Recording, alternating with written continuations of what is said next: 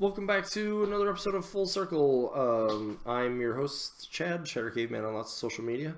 And in this episode, what I want to do is another episode talking about opposition. And these episodes, I talk about things to watch out for from other factions and how we should approach them.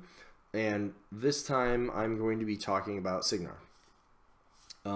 This is not going to be as all-encompassing as like a deep dive into specific faction, like specific casters. This is going to be like broad, like what sort of things they're playing right now, what sort of things you need to consider if they do that, and things of that nature. So I'm going to go over a little bit of like who their popular casters are, what a little bit of the things to expect from that, and the things that you can do to mitigate it.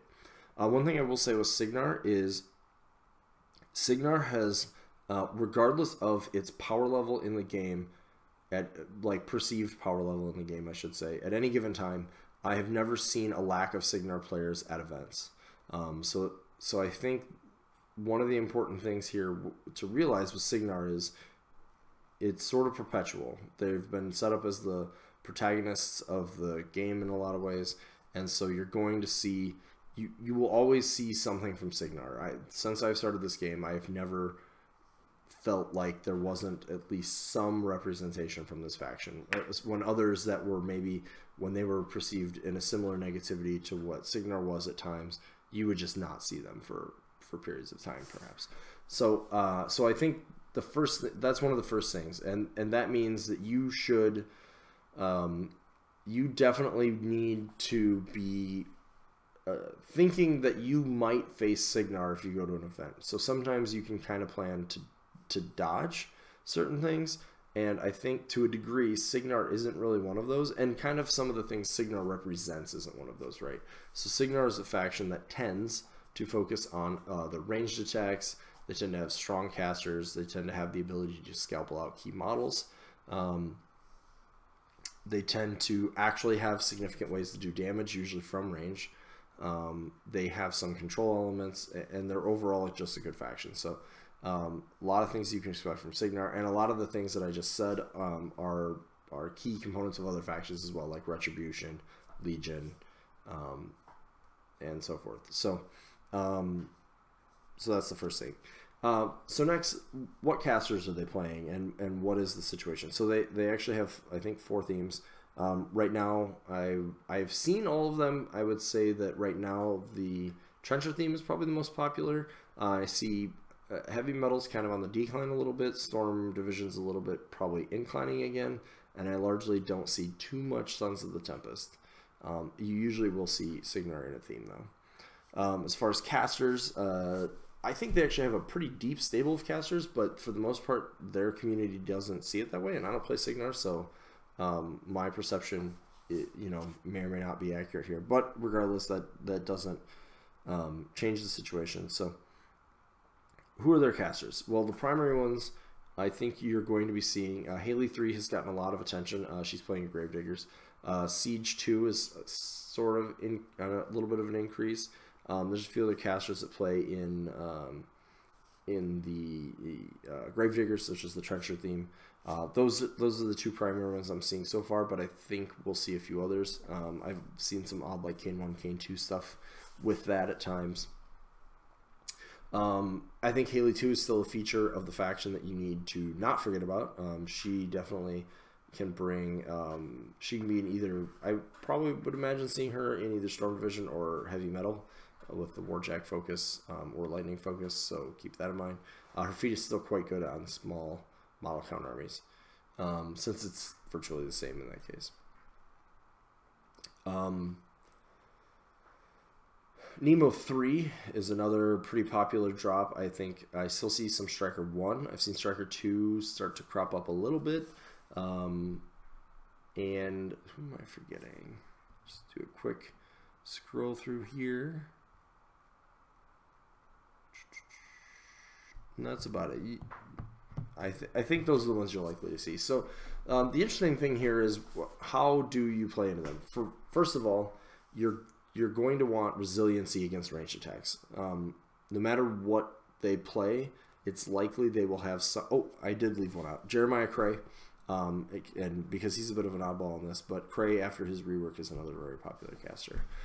So anyways, as I was saying, most of the time what they're going to be doing is hitting you with some decently long-range attacks that have the ability to be pretty powerful. And as such, Cygnar, more than many factions, has the ability to just decimate your entire army before it even gets across the table with range firepower. And if you don't have some answer or answers to ranged attacks, you're going to have generally going to have some rough matchup experiences into Cygnar. So you need to have some kind of plan for that. Now, Cygnar is also a faction that tends to ignore some of the traditional things that would be good into this, like stealth, for example.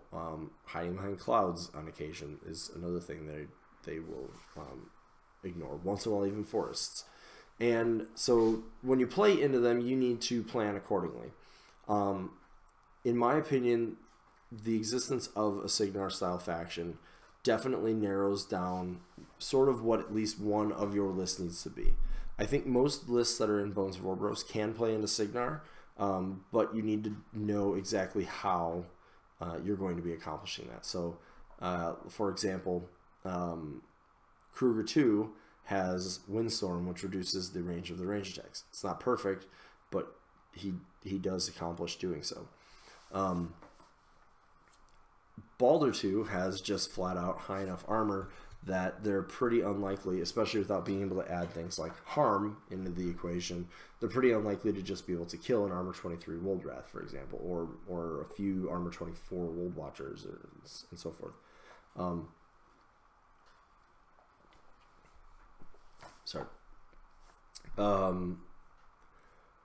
Nemo 3 is a particularly interesting problem because the Electroleaps sometimes get around a few of our defensive techs, but Kruger 2 is just flat out immune to lightning. Baldur 2 can, again, have a lot of armor. Some other places where if you can get... generally, armor values are going to be better than defense values against Cygnar because they're usually pretty accurate. And stealth is something that will help, but is not probably the only thing you should rely upon. So shield guards are good into Cygnar. High armor values are good into Cygnar. Anything else that can mitigate their ranged presence is going to be good, of course. But usually, if you have enough models, something like Gale Winds from Kruger 1 is going to be very strong. Things of that nature. So while Cygnar can clear out infantry, they don't like somewhat resilient infantry, and they don't like a lot of it, especially if it has buffs. So even like Fog of War, potentially, is problematic for them. And so the answer sort of varies, right? So like Kruger 2 is actually a really good answer overall. He flat out shuts down Nemo 3 just because of Sheltering Hand. Windstorm is going to make a lot of things pretty awkward for him, and then he still has the trifecta of the ability to attrition, the ability to make assassinations, and he can play for scenario, of course.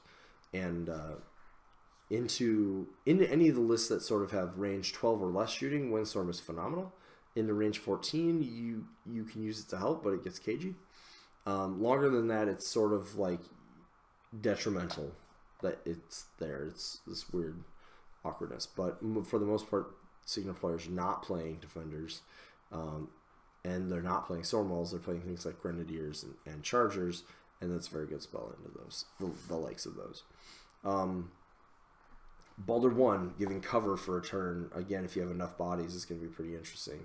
The Woldrath with any armor buff, basically. Things like this. You can even make some of the Warpwolves pretty tanky, some of the Satyrs a little bit tanky at times. And if you get enough stuff across the table, you're generally going to be okay into Cygnar. The thing to watch out for when you're playing against somebody who's doing like the longer ranged answers, I didn't mention it, but Kane 3, Kara Sloan, Nemo 3 to a degree, even Haley 3 to a degree. Everybody out, maybe possibly Siege 2. I haven't played that game yet. Look to punish them on scenario because they want, in order for them to win the attrition, they need to get range attacks, which means they need to back up, which means you have the ability to walk forward into and get into their face more. So you want to look for that. you want to look for that scenario play into a lot of Cygnar because they don't have the pieces that necessarily want to sit in zones in a lot of cases. If you have access to Wraithbane, they have Arcane Shield in almost every list. They have access to it at the very least. Wraithbane is going to be a huge boon whenever you are playing a Cygnar because of Arcane Shield being pretty omnipresent. Not 100%, but fairly.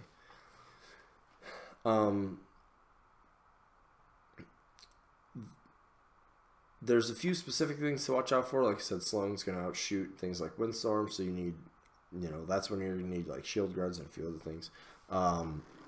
Nemo 3, if you don't have Kruger 2, you need to really watch for what they do with Fireflies, because a lot of times what they're going to do is just run one in there to be a beacon to shoot off of, and because of the feat and its benefit, they're going to get boosted +2 and boosted damage on whatever lightning bounces off of that into your army. And generally, that's going to be enough to kill without a tough check a lot of models. If you do have Nemo 3, they're probably just flat out going to drop their other list. If they have Striker 2, so some oddities sometimes with their pairing, though, is if they have someone like Striker 1 or Cray.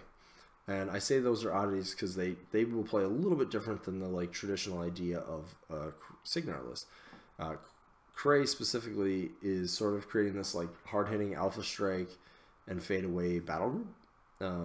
Very reminiscent, although somewhat better in most ways, of how Kaya 2 works. And there, what you have to realize is with his feat, if he's able to shoot the whole range and things like that, he can possibly get his jacks up to, I think it's a 15-inch threat range, which is longer than pretty much anything we're playing, and maybe even longer than anything we really have access to. So in this case, you need to either find a way to threaten even farther, or you need to be prepared in some way to take the alpha for yourself. So using terrain to mitigate charges can sometimes do that. Sometimes having a defensive or a control feat can do that. And if those things fail, then what you need is to be able to take enough of a hit early that you can still have enough to kill his handful of warjacks that he's bringing to the table. So that's where it plays a little differently. And Striker is going to bring the 2 Colossals and just stack a lot of armor, and also make it very difficult when it's getting to the table. So those are things to watch out for when you're playing into Cygnar. Tools that you need. If you have anything that can kill Junior, do it. Kill him. Then Arcane Shield's gone. You don't have to worry about that. You're usually not going to get most of their back lines. Like I said, watch out for snipe effects and just long range guns.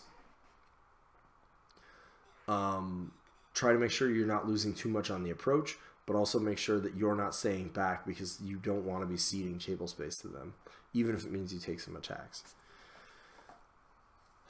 If you're playing into Haley 3, honestly, unless you know that the particular opponent is very, very good player or very, very good with the list, they are probably going to be on the back foot on the clock, so it behooves you to play much faster and give them problems that they have to deal with, because they're probably going to run out of time trying to deal with them because it's such a complex warlock. I'm sorry, warcaster.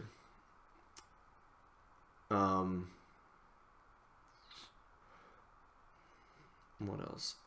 With Haley 2, if you have a very low model count army, make sure that you are not in a position where if she feats, you are just flat losing on scenario. That's definitely something to watch for. And then, trying to think. Those are the major things. Keep in mind things like the Firefly do extra damage, Ragman's going to do extra damage, Trench Busters hit way harder than you'd think. Express teams have grievous wounds, so that's going to turn off healing that you were counting on, especially in like Bones, where you're always healing a couple on Mold Wardens. Let's see, what are the casts? Striker 1 has a knockdown spell. Do not forget it. It does not have to directly hit. It will knock you down. And Hurricane has an arc node, so watch out for that.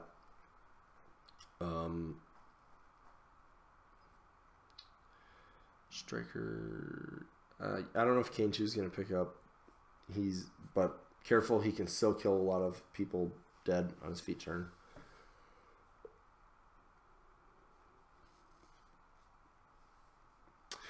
yeah, so that's the general thoughts on the thing. Oh, the Storm Strider, definitely watch out for that.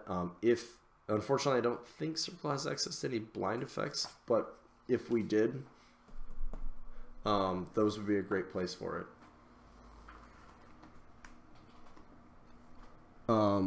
Anyways, so that's basically what I had to say about Cygnar. Sorry about the little weirdness there. That's basically what I had to say about Cygnar. We may look into some of the specific matchups a little closer. I've played a lot of games in Haley 3 actually, so I may do a more specific dive into what she's doing if we keep seeing her. But that's going to pretty much do it for this episode. I think we're a nice round. We're about 60 minutes in, so it's pretty good discussion.